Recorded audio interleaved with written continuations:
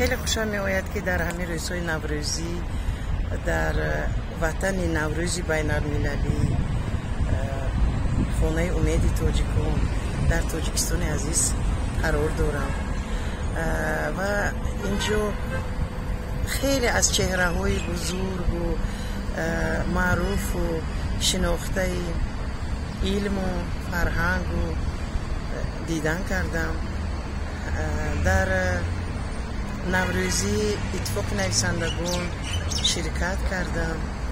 اینجا از شعرگویی های خیلی کسان، سخنرانی های صمیمی، تبریکات، رقص و سرود ها بهره بردم و گواهی سپاریده شدن جایزه بین المللی قند پارسی و بانو گلرخسار سفید شدم. اینجا من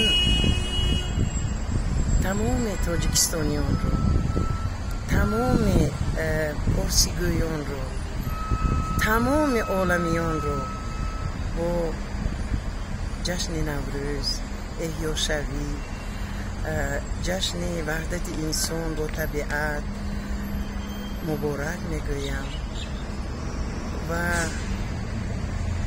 همین مبارک بادی رو با چند مصرعه که میخوام بیان کنم با دو مبارک گویمت ای هم زبان، ای هم دیل، ای هم دین، هم غایه و همه شما میگویم که با دو مبارک گویمت نوروزی من، نوروزی تو از آمدش گل میکنه امروز من، امروز تو. نوروز مبارک عزیزانم.